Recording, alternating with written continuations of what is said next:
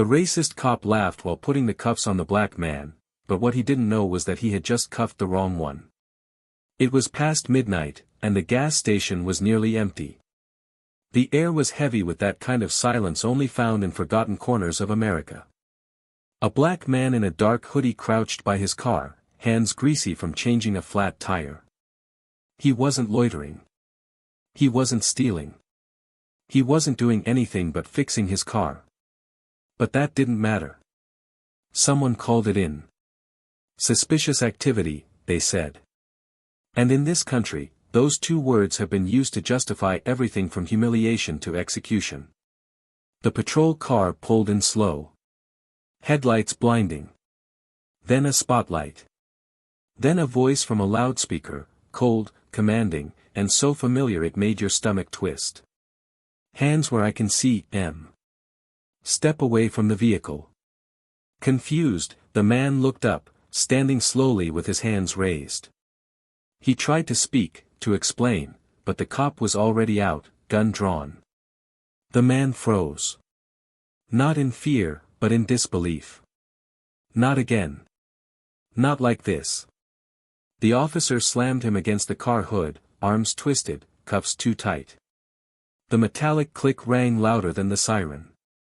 His pride hit the pavement before his knees did. "What's the matter?" the cop sneered, pressing him down like trash. "Didn't think we'd catch you tonight, huh? You people never learn.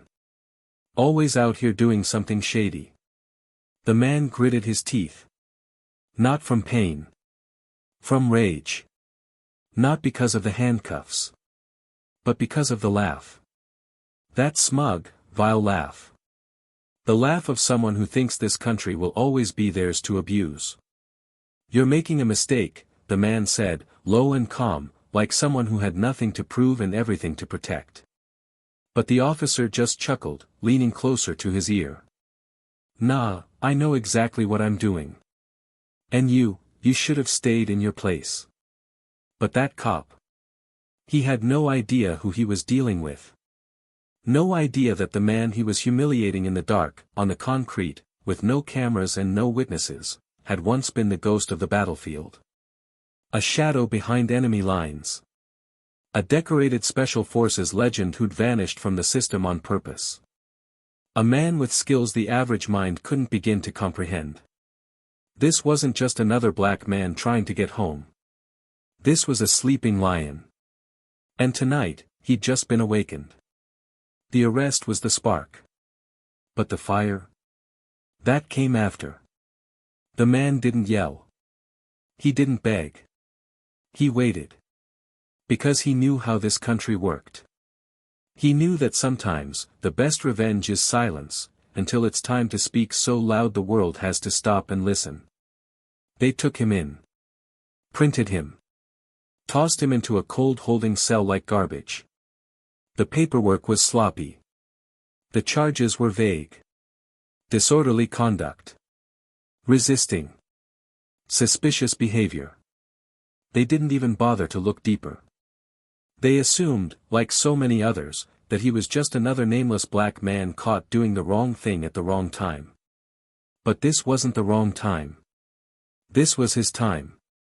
While the officer bragged to his buddies at the station, while he laughed and recounted the takedown like a war story, things were already in motion. The man had connections. Not flashy, not loud. But powerful. Silent. And when they saw his face flash across the county database, phones rang. Alarms were triggered. Files were unlocked that were meant to stay buried. And the people at the top. They weren't happy. Because the man they had in their basement wasn't supposed to exist anymore. He was one of theirs. A ghost turned myth. And now he was in cuffs because some small-town officer wanted to feel like a big man. But what shook the station wasn't just the man's identity. It was what he did next. He didn't sue. He didn't post online. He didn't riot.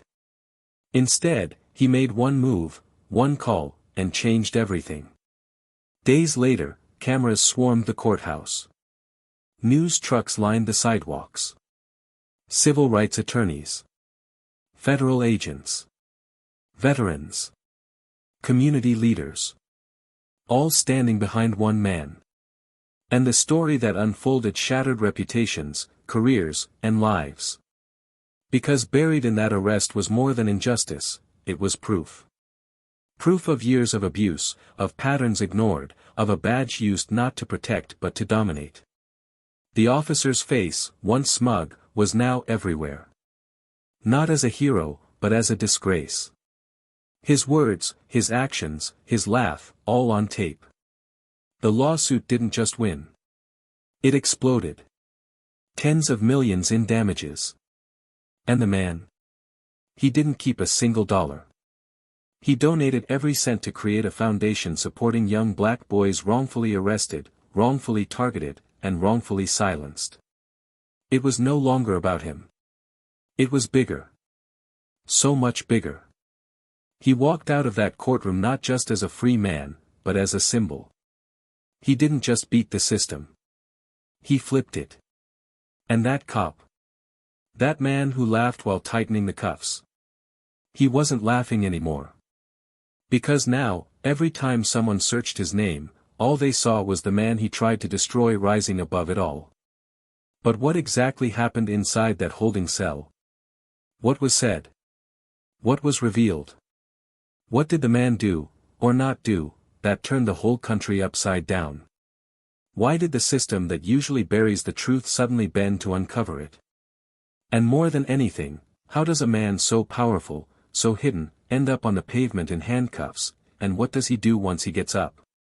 Stay with us. Because the story you're about to hear, will change the way you look at justice forever. At Plow of Twist, we stand firmly against all forms of racism and injustice. If you're a black viewer watching this, know that you are seen, you are valued, and your story matters. This channel is a space of respect, empowerment, and truth, and we will always use our stories to challenge hate and lift voices that deserve to be heard. Now, get ready for a story that will move you, make you think, and most of all, remind you that karma never forgets. Don't forget to subscribe to Plow of Twist for more stories like this. Now, let's begin. Malik Johnson had always lived with a sense of stillness that made people underestimate him. At first glance, he was quiet, observant, and respectful. The kind of man who'd let others speak first, who'd wait before reacting, who walked into any room with a presence that said more than words ever could. In a city like Birmingham, Alabama, where shadows of the past still lingered in alleyways and old courtrooms, men like Malik didn't often get the benefit of the doubt. But he never demanded it either. He moved through life like someone who'd already survived the worst of it, someone who didn't need to explain himself anymore. Most folks who met him thought he worked construction or maybe as a mechanic. He had the broad shoulders, the calloused hands, the calm voice. Nobody would guess the layers buried underneath that quiet gaze. He lived modestly on the west side of town, in a small home with a wide porch and a rocking chair that squeaked just enough to let the neighborhood know he was still around. He kept to himself, but not in a distant way. He was polite, helpful, especially to the elders on the block. He fixed Mrs. Carter's porch steps without her asking. He helped Coach Dillard set up folding chairs for the community center's weekly chess games. The kids called him Big Malik, because he stood like a statue, but smiled like a sunrise. He wasn't flashy, didn't speak of his past, didn't wear anything that gave away who he used to be. Not even to his neighbor Rodney, who'd once asked him point blank, "You ever been in the military or something? You walk like somebody who knows war." Malik just chuckled and shrugged. "Used to walk more than I talk," he said. And that was that. He worked nights doing private security gigs, quiet contracts, under the radar. Some warehouse in the industrial district. A retired doctor's estate out near Hoover. He moved from job to job without much conversation, never staying in one place long enough to be noticed. But on the night it happened, Malik wasn't working. He was on his way back from visiting his sister, whose son had been suspended from school after a teacher accused him of aggressive behavior for simply raising his hand too quickly. Malik had taken the boy out for ice cream. Told him to keep his chin up. Told his sister to keep fighting. He left around midnight, took the highway back into Birmingham, and somewhere near the edge of downtown, his front tire gave out. No explosion. Just a soft thump and the heavy drag of rubber peeling from the rim. He pulled into the first gas station he saw. It was one of those rundown 24-hour spots, buzzing fluorescent lights, 2 broken pumps, and a cashier behind bulletproof glass watching a tiny screen with too much boredom in his eyes. Malik parked near the back, out of the way. Opened his trunk. Laid down the tools with the kind of precision only someone trained under pressure would understand. He didn't look over his shoulder because, after all these years, he didn't need to. He knew how to scan his surroundings without shifting his head. He felt the space. Felt the silence. And it told him nothing was wrong, yet. But across the street, a woman in her car watched him. She had pulled in minutes earlier and sat with her headlights off, engine idling. She saw a tall black man in a hoodie crouching near a vehicle and made a decision rooted not in danger but in perception. She didn't see a man fixing a tire. She saw a threat. A silhouette that didn't belong. She called the police, her voice shaking in mock concern. "There's someone messing with a car. I think he's trying to break in. It looks suspicious." By the time Officer Kevin Doyle arrived, Malik was tightening the last bolt on the spare tire. He heard the cruiser before he saw it, the soft crunch of tires on gravel, the low rumble of an engine being parked too close. He stood slowly, wiped his hands on a rag, and turned just in time to see the spotlight blind him. The door opened. Heavy boots stepped out. A flashlight beam hit his chest like a target. Doyle was already tense. Hand near his weapon. Chest puffed with authority. He saw a big black man in the dark and immediately painted his own story over the truth. "Step away from the car," the officer barked, voice loud, rehearsed. Malik didn't move right away. Not out of defiance, but from disbelief. He raised his hands slowly, letting the wrench fall. "Just fixing my tire," he said, calm, steady. But Doyle wasn't listening. He was acting. Responding to the idea in his head, not the reality in front of him. "Let me see your ID. Now," he shouted, already moving in. No time for questions. No time for explanation. Malik tried to explain again, but Doyle didn't want a story, he wanted submission. He grabbed Malik's arm, yanked it back with unnecessary force. The metal cuffs clicked shut. Malik's body leaned forward against the hood. His face caught in the reflection of the gas station window. And in that moment, he wasn't surprised. He was tired. Tired of this scene. Of this role. Of this country's refusal to see him as anything more than a body to be feared. "Should have picked a better place to rob," Doyle sneered, yanking the cuffs tighter. "You people never learn." Malik's jaw tensed. Not from pain. From rage. Not the kind that explodes, but the kind that simmers. That watches. That waits. The kind that writes everything down in silence. They put him in the back seat. Took him to the station. Didn't read him his rights. Didn't ask him anything that mattered. Just shoved him through the process like so many others before. He sat in the holding cell, elbows on knees, breathing slow. Watching. Listening. There were 3 other men inside. One sleeping. One pacing. One praying. None of them looked surprised to be there. And that was what hurt the most, not the handcuffs. Not the words. But the fact that none of it was new. Officer Doyle sat at his desk, laughing. Bragging. Telling another officer how he got a big one tonight, and how, you should have seen the look on his face. They laughed like it was a joke. Like humiliation was sport. They didn't know anything about Malik. Didn't check his name properly. Didn't run the right databases. Because they didn't think they needed to. They thought they already knew the story. But that's where they were wrong. Malik's story was different. Hidden. Not because he was ashamed, but because he'd earned his peace. Years ago, he'd buried a part of himself far from the world. A part trained to do what few others could. To operate in silence, in chaos, under pressure most men would crumble beneath. And while they laughed, while they processed him like cattle, while they scribbled, resisting arrest, onto a report without evidence, something bigger had already begun. Because Malik wasn't just a man with a past. He was a man with receipts. With people and places who owed him more than favors. Who remembered what he'd done. Who wouldn't let this slide. But not because he asked them to. Because they knew who he was, and what he stood for. Outside the station, the world kept moving. But inside, a reckoning was building. Not a violent one. Not a loud one. But one rooted in truth. In justice. In the quiet fury of a man wronged not just by one cop, but by a system that trained that cop to laugh as he did it.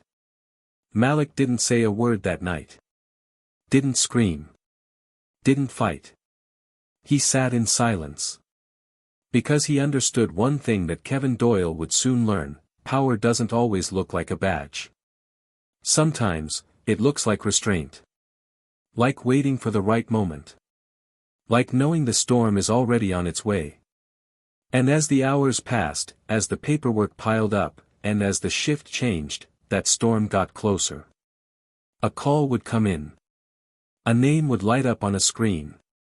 And everything Officer Doyle thought he knew, about justice, about strength, about who gets to laugh last, was about to change.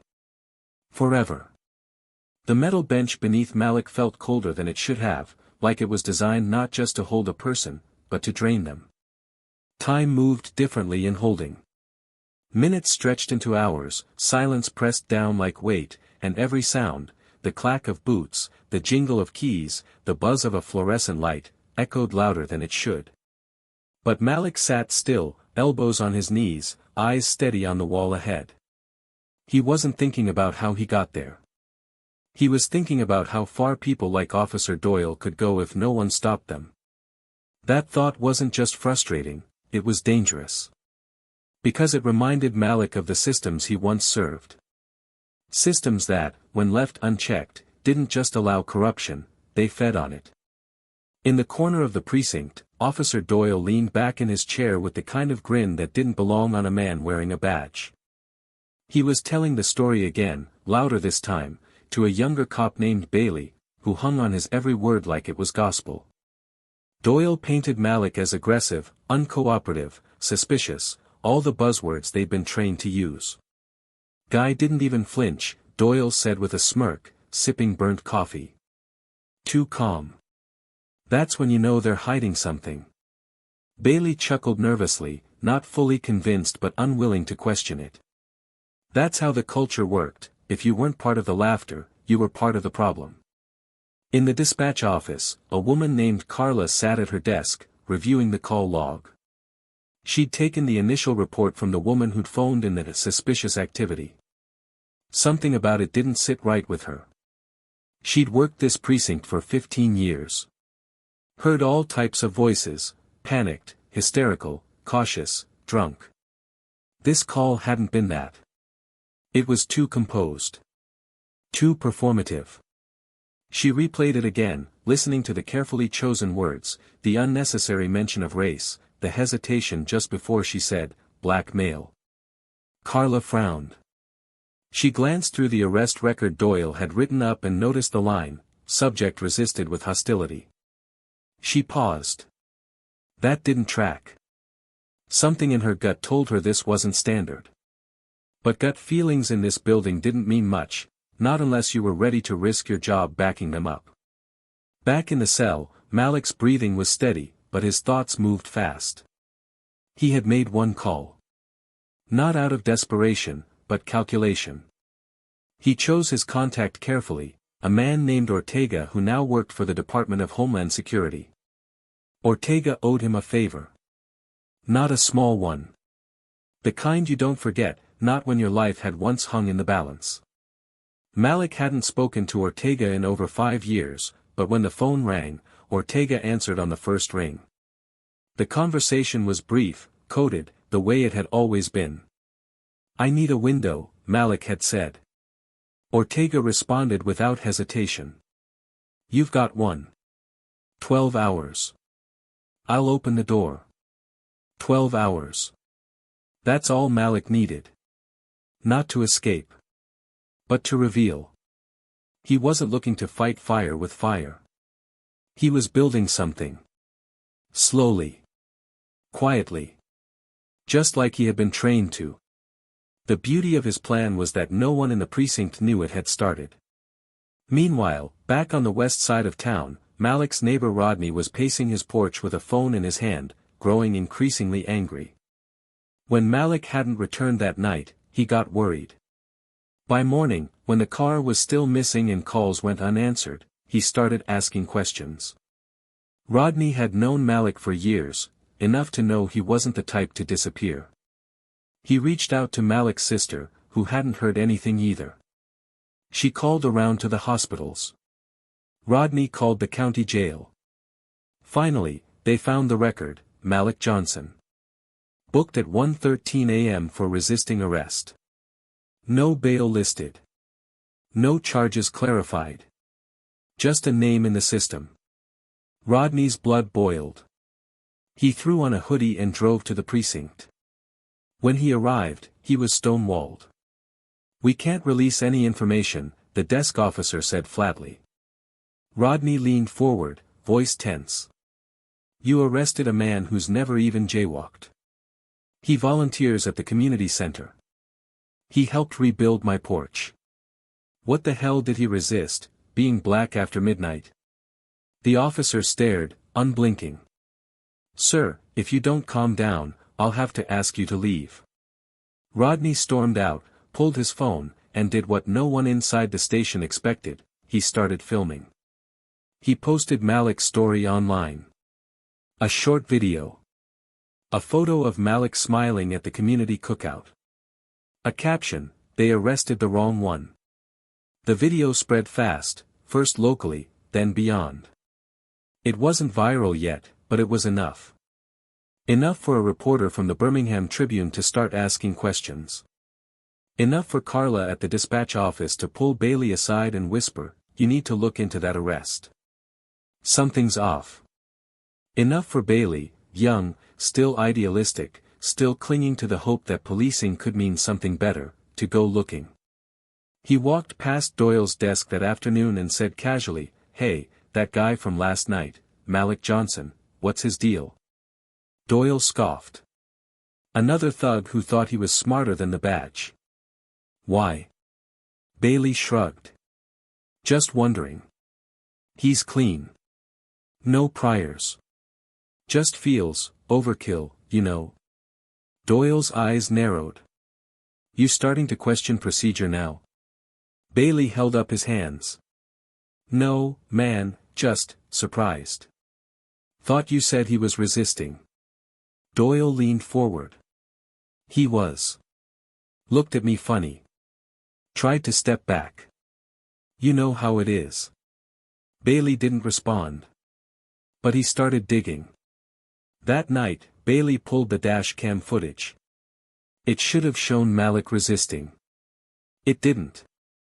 It showed a calm man explaining his situation. A man who raised his hands.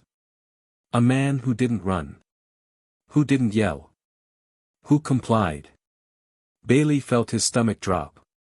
He watched it twice. Then again. He knew if he brought this up, it wouldn't go well for him. But he also knew silence made him part of the same sickness. He copied the footage to a flash drive and made a call to someone he trusted at the Tribune. Inside the holding cell, Malik knew none of this yet. He only knew time was ticking. The door hadn't opened. But he felt it.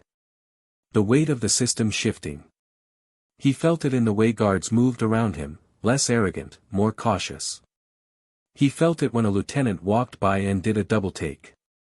He felt it when his meal was delivered hot, not cold.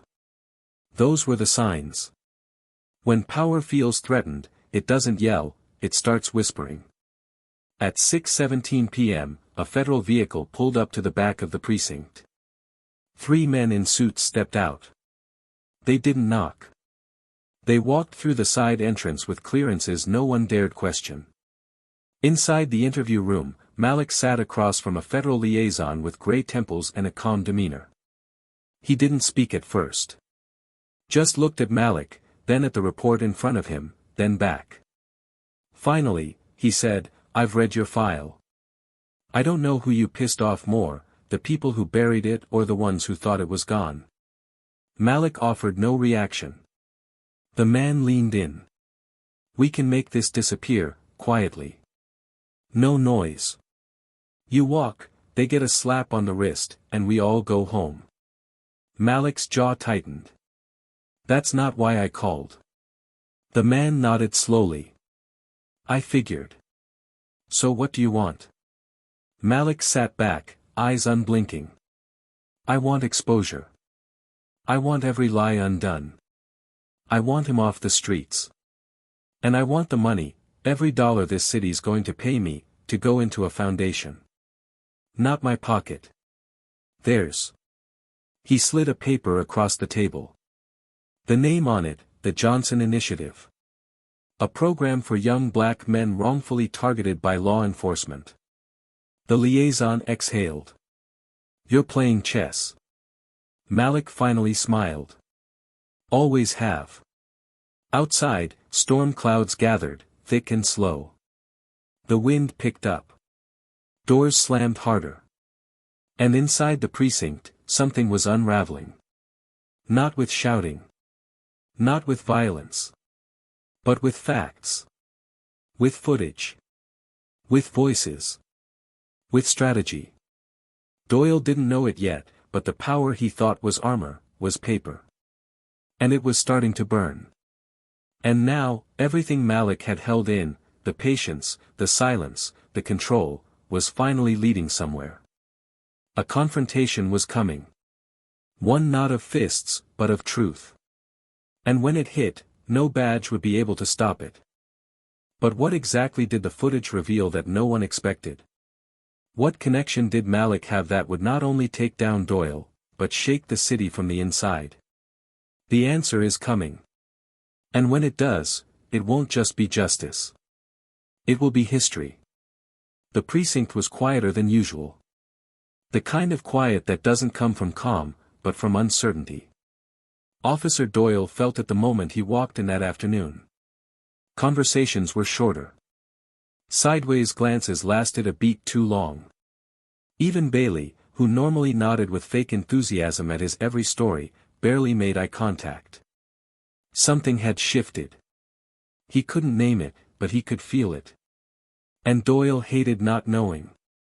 He walked to his desk with that familiar swagger, the same smirk he always wore, trying to project the kind of control he was slowly losing without even realizing it. But under the surface, tension was mounting. In the conference room just beyond the bullpen, Malik sat at the head of a long table, posture firm, face unreadable. Next to him was the Tribune reporter, a civil rights attorney from Atlanta, and a representative from the mayor's office. On the far end sat the federal liaison from earlier, Ortega now at his side. A laptop rested in front of them, paused on a frame that would change the entire conversation. They weren't just preparing a case, they were preparing a public reckoning. The footage Bailey had leaked had been verified, analyzed, and authenticated. But that wasn't the only surprise. Malik had handed Ortega a second drive earlier that morning. One no one had expected. It contained a collection of recordings. Phone calls. Radio traffic. Internal footage. Things only someone with deep clearance and years of quiet surveillance could have pulled together. Things that exposed not only Doyle's misconduct, but a pattern. A coordinated history of racial profiling, of lies written into reports, of edited body cam clips, of young black men charged without reason. And at the center of many of them, Kevin Doyle's name, signed in arrogance, under the illusion of safety. The room didn't need to discuss whether or not they'd act. That decision had already been made. Now, it was about how loud it would be. When Doyle was called into the captain's office, he expected a briefing or maybe a reassignment. What he got was something else entirely. The moment he stepped inside, he saw two men in suits, Ortega and the liaison. The captain, a usually composed man, looked tired. Like someone who knew a bomb was about to detonate and there was no safe place to stand. Doyle blinked, unsure. "What's going on?" he asked, forcing a laugh. The captain stood. "Close the door." Doyle hesitated. "Captain." The older man's voice dropped. "Close it, Kevin. Now." As the latch clicked, Ortega stood slowly, laying a folder on the desk. "Your name's on every page," he said, voice steady. "We have dash cam, audio, dispatch logs, and multiple witness statements. This isn't about one arrest.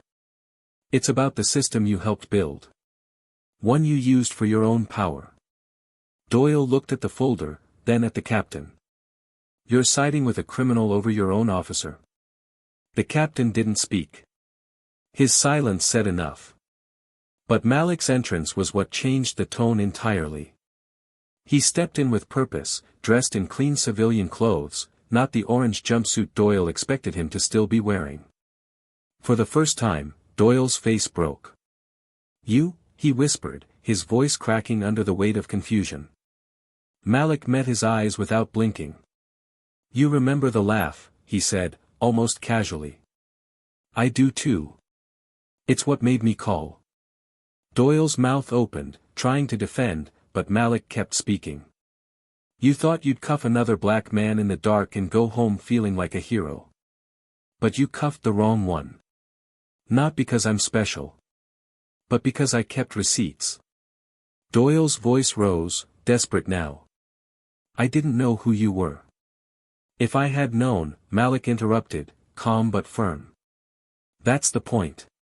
You shouldn't need to know someone's background to treat them like a human being." The room was silent for a long moment. Then Ortega slid a paper across the desk. "This is your suspension. Effective immediately. You're under investigation for misconduct, abuse of authority, falsifying reports, and obstruction." Doyle's face went pale. "You're ending my career over a flat tire." Malik leaned forward, voice low, sharp as a blade. "No. You ended your own career when you put that badge on and used it like a weapon." Outside the office, Bailey watched through the glass, heart pounding. He had doubted himself at first. But now, he knew he did the right thing. Doyle was escorted out without his badge, without his weapon, without the smirk that had lived on his face for years. The same officers who once laughed at his stories now avoided his gaze. The power had shifted. And everyone felt it. But that was only the beginning. Within 24 hours, the footage leaked. Not just to the Tribune, but to national outlets. CNN, MSNBC, even international headlines. The story of Malik Johnson, a wrongfully arrested black man, revealed to be a decorated and covert former Special Forces operative, hit the country like a tidal wave. But it wasn't just his background that made it powerful. It was what he did with the aftermath.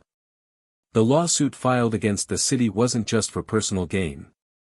The damages sought, $28 million, were explicitly earmarked to fund the Johnson Initiative, a program designed to train, mentor, and protect young black men from systemic abuse.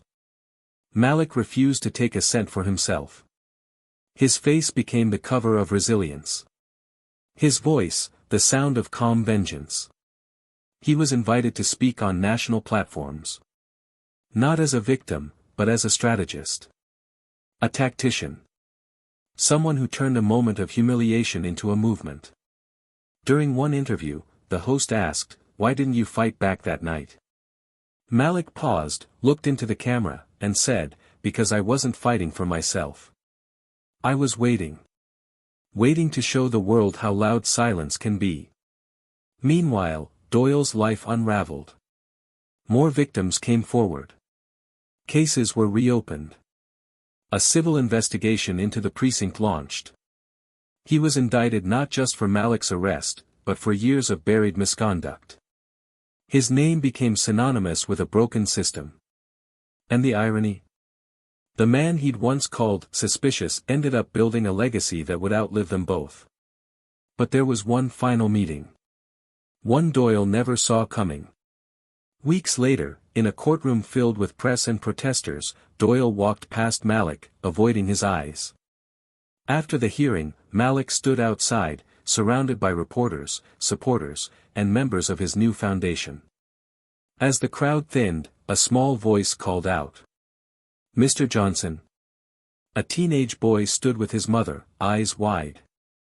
"My brother, he was arrested last year for something he didn't do. He said the police didn't believe him. But then he saw your video. He told me to tell you thank you." Malik knelt, met the boy's eyes. "Tell your brother to stay strong.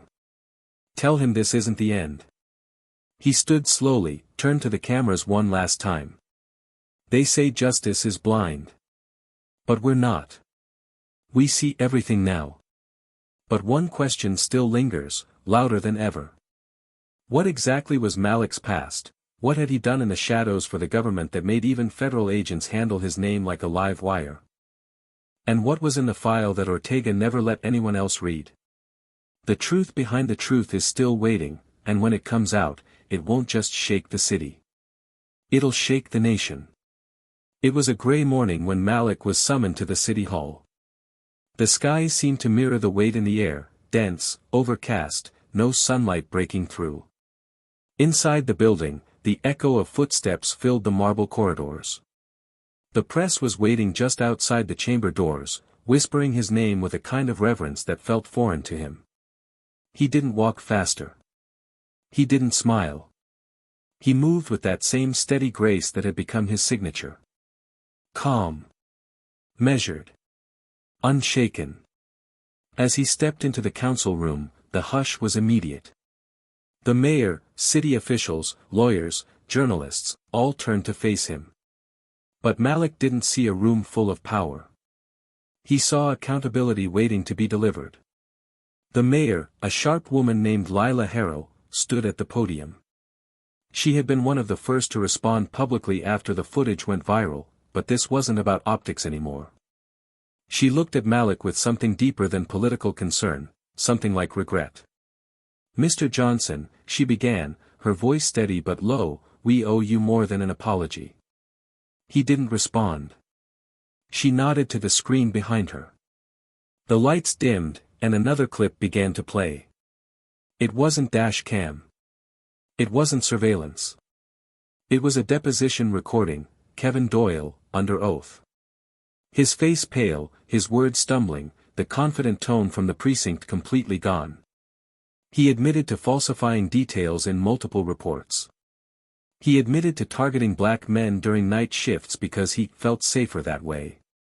He admitted he felt threatened by Malik's presence, despite seeing no weapon, no aggressive behavior, no cause for force. But it was the last question from the lawyer that cracked the room open like thunder. "Officer Doyle, were you aware of Mr. Johnson's prior service and clearance before making the arrest?"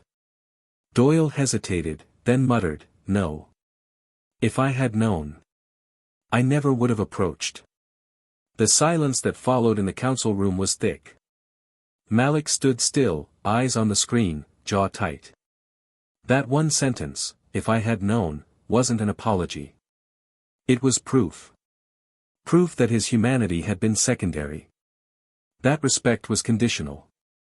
That value was only recognized in hindsight, after credentials were revealed. After the clip ended, the room shifted. The mayor looked back at Malik. "There's more," she said quietly, and nodded to Ortega. He stepped forward, carrying a thin, black folder. This wasn't the same folder from the precinct. This was something different. "With your permission, Malik," Ortega said, "I'd like to make the record public." Malik stared at the folder for a long time. He didn't move. Then, with a quiet breath, he nodded. Ortega opened the folder and began to read, not all of it, but enough. Operations carried out across hostile territories. Rescued hostages, intercepted threats, dismantled networks. Malik's name was never on the headlines. He didn't wear medals. He didn't pose for pictures.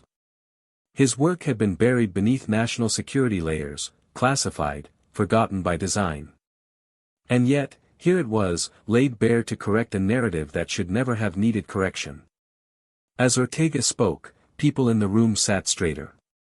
Some bowed their heads. Others looked at Malik like they were seeing him for the first time. Not as a victim. Not even as a hero. But as a man who never asked for recognition, who only wanted peace. After the disclosure, a journalist from the Tribune approached him carefully. Her name was Dana Ellis. She'd been covering the case from the beginning but had never spoken to him directly. "Mr. Johnson," she said softly, "can I ask why you never spoke about your past before now?" Malik looked at her, and the answer came easily. "Because it's not what makes me who I am. And because it shouldn't take a war record to be treated like a human being." Later that afternoon, Malik walked out onto the courthouse steps, facing a sea of cameras and microphones. Behind him stood members of his new foundation, his sister, Rodney, the lawyer who helped build the case, and young men from the neighborhood who now looked at him like he was something bigger than justice, like he was proof that silence, when used correctly, could echo louder than rage. He raised his hands, not in victory, but in offering. "I'm not here to destroy," he said. "I'm here to rebuild. The city paid me millions for what happened. But that money's not mine. It belongs to every kid who's ever been told he doesn't belong in his own neighborhood. Every boy stopped for walking, or waiting, or existing in the wrong zip code. We're turning pain into power." The crowd erupted in applause, but Malik didn't smile. He stepped down quietly and walked toward his car. As he opened the door, a voice called out from behind. "Malik." It was Doyle. He stood alone, suit wrinkled, face pale, the arrogance stripped from his posture. He approached slowly, hesitantly. "I need to say something," he started, eyes searching. "You don't have to listen. But I have to say it." Malik didn't move. Doyle's voice cracked. "I thought I was doing my job. I thought suspicion justified action. I didn't see a man that night. I saw a threat. And that's my fault. That's the lens I was trained to use." Malik watched him, unblinking. "You humiliated me," he said. "In front of no one. In the dark. You made me small because you thought I didn't matter." Doyle swallowed hard. "I was wrong." For the first time, Malik stepped forward. Close enough that Doyle could hear the breath in his chest. "You weren't wrong because of who I am. You were wrong because of who you chose to be." Doyle's eyes dropped. "I lost everything." Malik nodded slowly. "And I gave everything. That's the difference." There was no forgiveness in his voice, but there wasn't hatred either. Just truth. Raw, unshaken. Doyle stepped back, defeated. Malik turned, opened the car door, and paused. "Don't just disappear," he said over his shoulder. "Show up. Speak up. Help clean up what you helped build." Doyle didn't answer. He just stood there, watching the man he once mocked walk away, not as a ghost from the past, but as a symbol of what the future could be. Back at the Johnson Initiative headquarters, the work had already begun. Young men were meeting mentors. Lawyers were training volunteers on civil rights education. A tech company donated facial recognition analysis tools to prevent wrongful arrests. And in the main hallway, hung in the center, was a framed quote from Malik himself. It read, "They tried to silence me in a cell. So I built a house with walls too loud to ignore. But behind every wall, there are cracks, secrets that don't disappear just because justice was served. And deep in a government database, one file remains locked, redacted line by line, marked with Malik's name and 3 words, asset, still active. Now the question isn't just what Malik did before. It's what he's capable of doing next, and whether the country is truly ready for the kind of justice he represents. Because this wasn't just the end of a story. It was the beginning of a legacy. The days that followed the courtroom fallout were anything but quiet. The streets of Birmingham, long marked by silent tension and deep history, buzzed with conversations that couldn't be ignored anymore. Murals went up overnight. One of them showed Malik, not in a military stance or courtroom setting, but seated on a bench with his hands resting calmly, his expression unreadable, surrounded by faceless silhouettes representing the countless voices he now carried with him. The mural didn't say his name, but beneath it were painted 3 words, still watching, still fighting. It wasn't just art. It was a warning. A promise. A symbol. But even symbols have weight, and Malik carried it in silence. The foundation grew quickly, and with it, pressure. National media begged for interviews. Politicians reached out hoping to align themselves with the wave of attention. Some were genuine. Others opportunistic. He declined most requests. Not out of arrogance, but preservation. He had no interest in becoming a mascot. He wasn't chasing fame. He had seen what it did to truth, how quickly the story gets twisted once too many hands try to hold it. So he stayed focused. The initiative expanded to 4 neighboring counties, then to Montgomery, then Atlanta. Legal aid programs, mentorship groups, field training for bystander rights and self-protection strategies were being implemented. Behind the scenes, Malik quietly met with a small coalition of former military contacts who were helping him design a counter-surveillance wing to track patterns in wrongful policing, merging tactical knowledge with civic resistance. It wasn't a war. It was preparation. Just in case the system tried to push back harder. Meanwhile, Doyle's trial moved forward, but public interest began to split. Some people wanted more. They weren't satisfied with suspension, or even a potential conviction. They wanted every cop tied to Doyle investigated. Every judge who signed off on his false reports removed. That level of dismantling, though, threatened to rip apart the local structure of justice altogether. Malik was asked repeatedly for comment, but he chose his words carefully. Accountability should be expansive, not vindictive, he told one crowd. But if you let rot stay in the foundation, you'll never build anything that lasts. It was a line that stuck, but it also drew criticism. Some activists claimed he was being too cautious, too polished. Others accused him of protecting a system he had just proved was broken. That conflict boiled to the surface when a local grassroots group staged a protest outside the initiative's headquarters. They carried signs that read, "Burn it all down," and "Justice demands fire." They weren't there to fight Malik directly, but to challenge what they saw as a half-measure. The leader of the protest, a young woman named Asha with a voice as sharp as her convictions, confronted Malik during a public event. The crowd grew silent as she stepped forward and asked, without flinching, "Why are you building within the same walls that tried to bury you?" Malik didn't answer immediately. He looked at her, really looked. And then he said, "Because if I burn it all down, there's nothing left for the kids watching this. And they'll be the ones walking through the smoke." Asha's expression didn't change, but her silence meant more than any reply.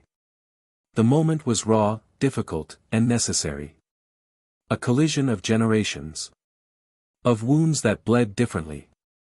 Back at the precinct, things were unraveling.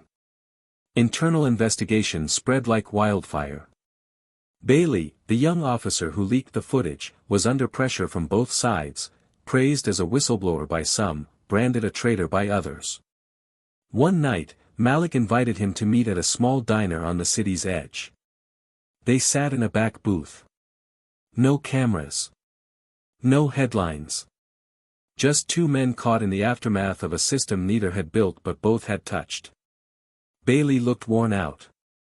Not physically, but morally. "Do you ever feel like it's not enough?" he asked, stirring his coffee. Malik nodded slowly. Every day. But I'd rather build one honest inch than destroy a mile for show. Bailey looked down. They're coming for me. Not directly, but it's there. The sideways looks. The last-minute shift changes. The silence in the locker room. Malik leaned forward. You didn't light the fire. But now you know how hot it burns. That truth is yours now. How you carry it, that's what defines you. Meanwhile, Ortega received a call that changed the direction of the storm entirely. It came from a former government official in D.C. The voice on the line was stiff, urgent, and carefully void of emotion. They referenced the file, Malik's file, the one only Ortega and a handful of others had accessed since the incident.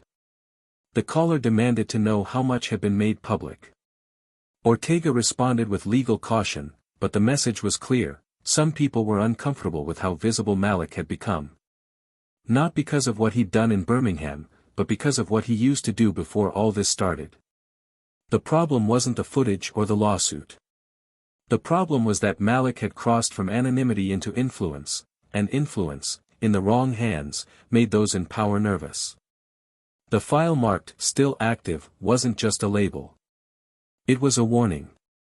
Malik's former life was a shadow that had followed him into the light, and now, forces that once applauded his silence were contemplating how to control his voice. Ortega met with Malik in private, his tone more serious than usual. Some doors you don't knock on twice, he said, sliding a document across the table. They're watching. Not just your foundation. You. And they're worried you're building something they can't contain. Malik read the message. It wasn't explicit. It never was. But it hinted at surveillance being reinstated. Travel restrictions.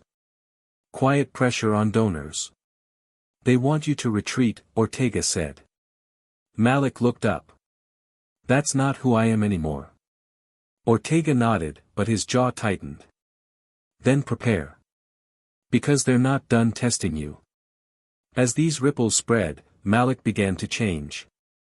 Not in his mission, but in his methods. He knew that if the old world was knocking again, he needed to reinforce the new one he was building. He tightened the structure of the initiative, hired former intelligence officers to run its cybersecurity, brought in retired lawyers to handle any attempts at infiltration or intimidation. He turned the headquarters into more than just an office. It became a sanctuary, a war room, a classroom. People came not just to be helped, but to learn how to help others. The work was growing, but so was the resistance. Late one evening, Malik sat alone in his office, the lights dim, a storm tapping against the windows. He pulled out an old notebook from his time overseas. Inside were names, not of enemies, but of people he'd saved. Faces he still remembered. People who had no idea they owed their lives to a man who now walked Birmingham streets. He flipped through the pages slowly. Then stopped. There, at the bottom, a name he hadn't thought of in years, Kevin Doyle. It was a coincidence. But it wasn't meaningless. Years ago, Malik had intercepted a planned attack that would have taken down a convoy near Kabul. Among the names listed as passengers on that convoy, a young U.S. officer, barely enlisted. Kevin Doyle. Malik leaned back in his chair, the weight of it all sitting heavy in his chest.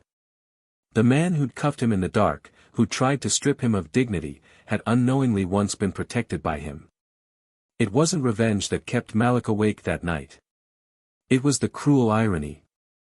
The truth that sometimes the people who fear you the most are the ones you once shielded, even when they didn't deserve it. And that was the complexity now haunting the edge of his legacy: how to hold power accountable without becoming what he hated, how to forgive without surrendering justice, how to rise without crushing others beneath the climb. The city had changed, yes. But the system? It still breathed in corners, behind walls, under policies too quiet to name. And Malik knew that his next steps would define more than his story, they would shape what came next for everyone watching. Because the world hadn't just seen his rise. It was now waiting to see what he would do with the throne he never asked for. The morning after the storm, Malik stood on the rooftop of the Johnson Initiative's headquarters, the city stretched out beneath him, still waking, still healing, still trying to make sense of what it had seen and what it had failed to see for too long.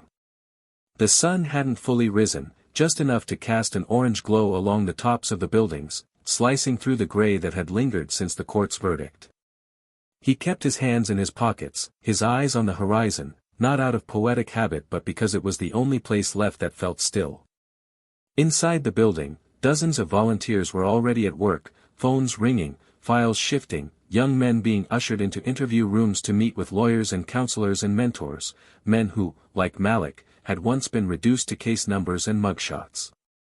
But out here, up above it all, he allowed himself the weight of reflection. The taste of memory. The elevator behind him opened with a soft chime. Footsteps approached quietly. It was his sister, Denise, wrapped in a coat 2 sizes too big for her, eyes sharp as always, voice low. "You keep staring out like you're expecting something to rise up from the streets," she said, not joking, not judging. Malik didn't look back. "Something always does." She stood beside him, hands folded. "They're asking for you downstairs. Press wants to know what you think about the surveillance rumors. About the feds tightening around your donors. Some of them already pulled out. The rest are nervous." Malik sighed, not with defeat, but calculation. Let them be nervous. Truth doesn't need permission to stand. Denise leaned on the railing, her voice softening. "But you do. You need rest, Malik. You haven't stopped moving since they let you walk out of that courtroom." He finally looked at her. "I can't stop. Not now. Not when they're watching my silence more than my words." Later that day, Malik sat across from a woman named Julia Sampson, a high-ranking federal liaison sent to observe the expansion of the Johnson Initiative. She wasn't hostile. She wasn't warm either. She played that polished bureaucratic middle ground, blinking slowly, nodding often, writing everything down in a slim leather notebook that probably had a tracking chip inside. She smiled tightly as Malik poured a glass of water and handed it to her, then got straight to the point. "There are concerns," she began, "that your platform is growing beyond local reform. That your rhetoric, while measured, inspires a level of distrust in law enforcement that could destabilize certain agencies." Malik didn't flinch. "That's not my responsibility. If their house is crumbling, maybe they should have used better bricks." Julia folded her hands, clearly prepared for that answer. "Be that as it may, the attention you've garnered, especially given your background, makes some in Washington uncomfortable.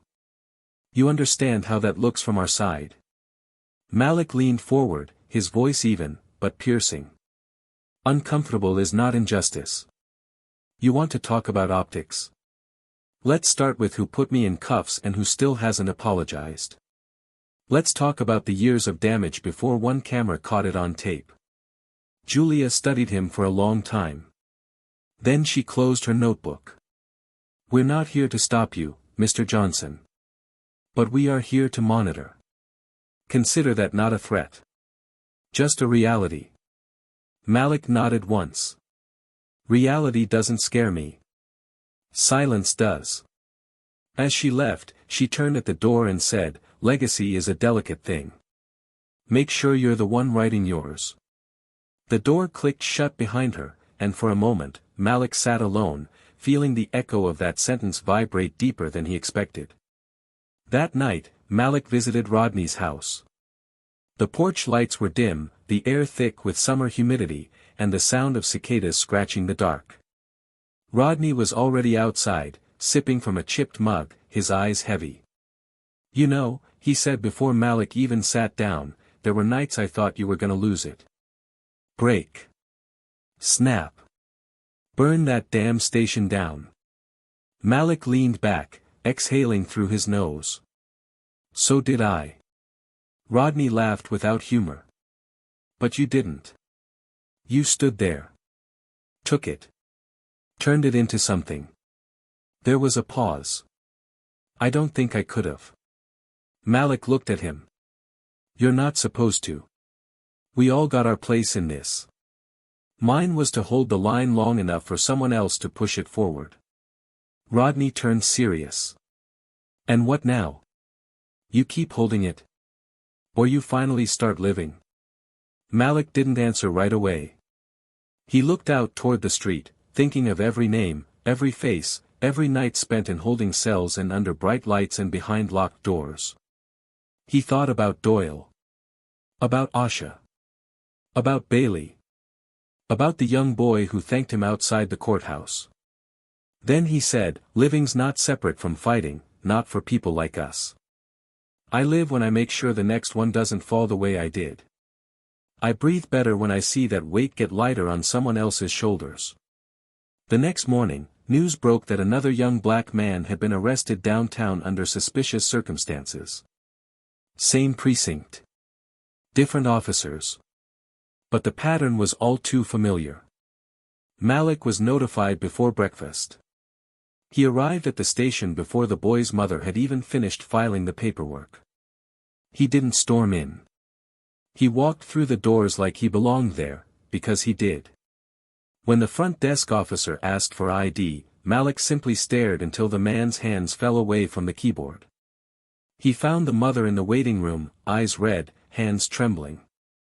She recognized him instantly, whispered his name like a prayer. Malik sat beside her, took her hand. We're going to handle this, he said. You're not alone. He walked into the interview room without clearance. No one stopped him. Inside sat the boy, barely 17, too tall for the chair, hands cuffed to the table. His eyes snapped up when Malik entered. Am I in trouble? He asked. Malik pulled out the chair and sat across from him. Not anymore. The boy looked like he wanted to cry but didn't. Malik placed both hands on the table. Tell me everything, from the beginning. Every word counts. And so the boy spoke. Shaky at first, then with more courage as Malik listened without blinking, without interrupting. When he finished, Malik stood and looked into the security camera in the corner of the room. You're recording this? He asked. Then, without waiting for an answer, good. Outside the room, Carla, the dispatch officer who had helped uncover Malik's case, watched the monitor. She turned to a sergeant nearby and said, You see that? That's what the badge was supposed to look like. The sergeant said nothing. Just walked away. Later that evening, Malik received a message. An anonymous number. A voice note. It played only once. A man's voice, unidentifiable, calm but firm, you're getting too close. If you want to stay useful, stay in your lane. We helped you once. Don't make us regret it. Malik replayed the message in his mind, not with fear, but with clarity. He knew that shadow too well. He had been part of it once. Now it was circling back, reminding him that even justice had a ceiling in their eyes. He called Ortega. They're warning me now. Ortega was silent. Then said, they know you're changing the equation. And they don't like equations they can't solve. Malik's voice dropped. Then maybe it's time we give them a new formula. Because it was no longer just about what happened to him, it was about what he was becoming and what that meant for everyone who had once believed that silence was survival. He wasn't just holding the line anymore, he was drawing new ones, and the system was starting to realize they couldn't erase what he'd already written in fire. It was a quiet Thursday evening when Malik returned to the old church on Jefferson Street, a place he hadn't stepped inside in over a decade. The paint on the doors was still chipped, the wooden pews still creaked the same, and the faint scent of wax and dust hung in the air like time had refused to leave. This was where his mother used to bring him when he was just a boy, back when the world was small enough to believe in forgiveness, and pain still wore Sunday clothes. He didn't come to pray. He came to think. To breathe in a space that hadn't yet been corrupted by headlines or security briefings or the pressure of being a symbol. The church was empty except for a single woman lighting candles in the corner. She didn't turn when she saw him. She simply whispered, "You made it home." And then left him to the silence. Malik sat in the last row, elbows on his knees, the sound of his own heartbeat louder than the cars outside. He hadn't told anyone he was coming here. Not Ortega, not Denise, not the team at the initiative. It was the one place where the weight of expectation couldn't follow. But even there, the echoes found him. He heard the boy's voice from the precinct, trembling. He heard Doyle's words, broken and raw. He heard Julia Sampson's warning, echoing with rehearsed professionalism. And beneath it all, the voice from the anonymous message, that cold reminder that some doors were never meant to be kicked open. It wasn't fear Malik felt. It was the burden of knowing too much. Of seeing all sides and realizing how deep the rot truly went. Back at the initiative, Denise was pacing. Ortega had flown in the night before and was now briefing the team on what he believed would be the next move from Washington. Surveillance was the tip of the spear. Discrediting Malik publicly was next. Already, articles had started to surface questioning the legitimacy of his background. Talking heads debated whether his mystery past gave him too much power. Some asked if he had ties to foreign governments. Others wondered if the Johnson Initiative was being used as a front for something bigger. The noise was intentional, a slow effort to drown out the truth beneath a flood of speculation. Ortega looked at Denise and said, "They're not trying to destroy him all at once. They're trying to wear him down. Make the public doubt just enough so the impact fades before the movement gets too big." Denise slammed her palm on the table. "We're not letting that happen. We've come too far for this to get swallowed up in politics." Ortega sighed. "It's not about politics anymore. It's about power. And power doesn't like competition. Malik's not just surviving anymore. He's commanding. That's what scares them." One of the interns interrupted, holding up a phone. "He's trending again. Someone leaked the file. Not the whole thing, but enough." The room went still. Denise took the phone, her eyes scanning the article. It included redacted portions of Malik's military dossier. Enough to confirm his status, enough to hint at missions that had never been publicly acknowledged, and just enough ambiguity to spark every kind of theory imaginable. When Malik returned hours later, the room was buzzing. He stepped through the doors quietly, not expecting the way every voice dropped, every eye turned. Denise rushed to him, showing the phone. "They dropped it. It's out there now." He looked at the screen. Headlines blurred together. Secret soldier or hidden threat? The man behind the movement, hero or something else? Malik read in silence, then placed the phone down. "Let them talk." Ortega approached. "You sure you want to play it like that? This isn't just commentary anymore. They're trying to shift the narrative. Turn you into a question mark instead of an exclamation point." Malik nodded. "Good. Let them wonder. As long as they're looking, they're not sleeping." Later that night, Malik called a meeting. Not just staff, but community leaders, local business owners, families from the neighborhood, mentors, volunteers, even skeptics. The room was packed wall to wall. Folding chairs creaked under weight, fans spun overhead, and the buzz of anticipation was heavy. When Malik stepped up to the mic, he didn't bring notes. He didn't rehearse. He simply spoke. "They say the truth makes people uncomfortable. That's because it shakes the lies we've gotten too used to living with. What they're doing right now, leaking files, spinning stories, it's not because I lied. It's because I didn't stay quiet. Silence makes systems feel safe. I took that away." He scanned the crowd. Eyes wide. Hands clutched. Breath held. "I'm not here to prove I'm a hero. I'm not here to convince anyone that I deserve your trust. I'm here because I've seen what happens when no one speaks. I'm here because we are the sum of what we choose not to ignore." A young man stood up in the back, voice cracking slightly. "But what if they come for us next? What if standing beside you makes us targets too? Malik didn't flinch. Then we stand together. Because there's more of us than there are of them. And every time one of us chooses to speak, to act, to resist, we make it harder for them to pretend we don't exist. The room erupted in applause, not the polite kind, but the kind that breaks walls, the kind that shakes ceilings. It was more than support. It was collective decision. That moment marked a shift. People weren't just behind him anymore. They were beside him. But the consequences came fast. Within 48 hours, one of the initiative's satellite offices was broken into. Files stolen. Computers wiped. Nothing was reported stolen in terms of equipment, but Malik knew exactly what had been taken: data, networks, names. The subtle kind of attack that doesn't leave blood, but leaves fear. Ortega was furious. This wasn't just a scare tactic. This was a warning shot. They want you to know they can reach you. Malik didn't raise his voice. He simply said, "Then let's show them how we respond."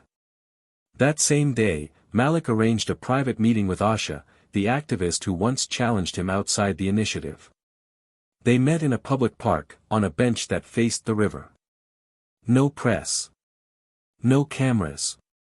Just words. She approached cautiously, eyes narrowed. "Why now?" Malik gestured for her to sit. "Because you were right. We need to build inside and outside. I've been reinforcing the structure. I need someone to help tear the rest down." She raised an eyebrow. "So now you want a partner in revolution?" He nodded. "Not in revolution. In rebuilding. You've got fire. I've got reach. It's time we stop letting them divide strategy from emotion." She studied him, then slowly nodded. "But I don't do compromises." Malik leaned back. "Neither do I. I do solutions." Their handshake was quiet but thunderous in meaning. It was more than a collaboration. It was a declaration.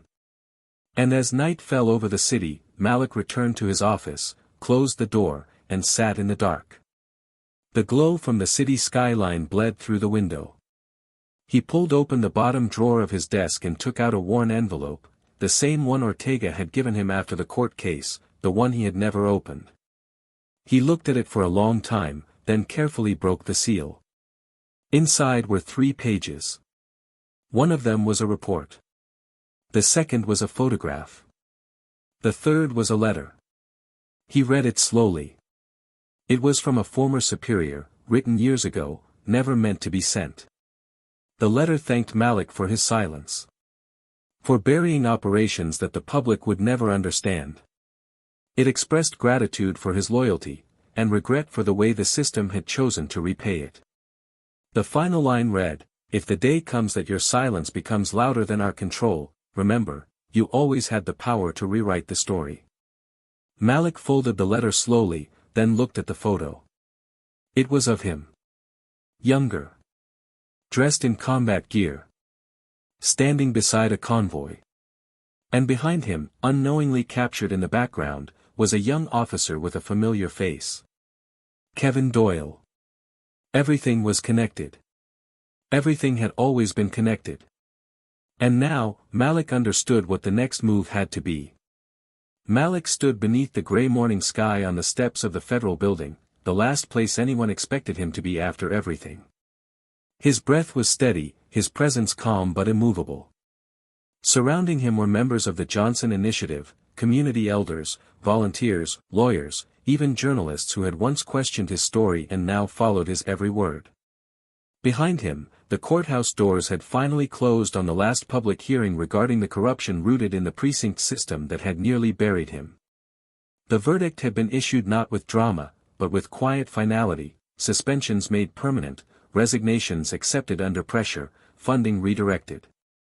And Kevin Doyle, stripped of his badge and dishonorably discharged from all ties to law enforcement, had walked out the back door with no press, no supporters, no applause. His silence was not out of remorse, but realization. The world he once used as a weapon no longer belonged to him. After the leak of the photo, the one showing Malik in uniform with Doyle in the background, questions had exploded online. How could a man once protected in silence become the target of that same system? That answer didn't matter anymore. What mattered was what Malik did next. He didn't seek revenge. He didn't ignite a political war. Instead, he launched a national initiative called Echo Line, a network connecting former military operatives, whistleblowers, and civic leaders trained in systems navigation, surveillance decoding, and public advocacy. The goal was simple: expose abuse not with noise, but with undeniable, data-backed truth. What began as a whisper in Birmingham stretched into city halls in Memphis, Charlotte, Baltimore. The program reached young activists like Asha, now a state-appointed youth equity advisor, who used her voice and grit to turn pressure into policy. Her once radical fire had been sharpened by mentorship, not dulled by politics. She never stopped challenging Malik, and he never tried to dim her voice. Together, they reshaped the line between anger and strategy. Rodney, once just a neighbor with a good heart and a sharp tongue, now oversaw the regional outreach division of the initiative. He was the voice at the table when cities hesitated, the translator between community frustration and bureaucratic language. Denise had stepped fully into leadership, managing internal structure with relentless focus and heart. She was the anchor. The one who made sure the mission never drifted from its original compass. Bailey, the young officer whose courage had helped expose the truth, became a full-time policy consultant. He left the force months after the trial, stating in his resignation letter, "I can't fix what's inside from the outside. But I can help dismantle what never should have been built." And Doyle? The last time anyone heard from him, he was living quietly in Ohio, working maintenance at a storage facility under a different name. No interviews, no lawsuits. Just a man trying to disappear under the weight of his own choices. He never reached out again. He never had the courage to ask for forgiveness. But Malik had already let it go. Because the real victory was never about Doyle's downfall. It was about how many rows in the space left behind. On the one-year anniversary of Malik's arrest, the city of Birmingham held a public event on the same street where it all began. What used to be a neglected gas station was now a fully renovated youth resource center. Its walls were lined with murals, one of Malik, one of a locked pair of hands breaking free, and one of blank faces representing the future yet to be written. Malik spoke that night, not from a podium, but from the center of the crowd. No suit, no microphone, just his voice. "They thought they'd write my story with handcuffs," he said, his eyes scanning the faces of children, elders, skeptics, believers. "But I took the pen back. And now, it belongs to all of us." That night, as fireworks cracked across the sky, Malik stood by the railing of the roof, watching the bursts of color flicker above the city. Denise joined him with a drink in her hand, nudging his arm. "So," she said, "does this count as living yet?" He chuckled softly, eyes never leaving the sky. "Yeah," he said. "This feels like life." And now, to you watching this wasn't just a story about injustice. This was a story about transformation. About how silence isn't always surrender. Sometimes, it's preparation. About how not every fight is loud. Some are fought in courtrooms, in back rooms, in the hearts of those who choose to build rather than burn. It's about what you do when the system tells you to stay small, and you grow anyway. When they expect rage, and you deliver reform. When they demand fear, and you respond with unshakable clarity. So I ask you now, what would you have done in Malik's place? Would you have carried the weight with silence? Or screamed into the void? Would you have sought revenge? Or rewritten the game entirely? And now that you've heard this story, what will you do with it? Drop your thoughts in the comments below. We want to hear you. Your voice matters here. And if this story moved you, if it made you feel something, if it made you see the world a little differently, subscribe to Tales of Twist. There are more stories coming. Stories that turn pain into power, silence into strength, and truth into revolution. Hit that like button. Share this with someone who needs to believe that justice is still possible. And remember, sometimes, the twist isn't in what happens to you. It's in what you choose to become because of it.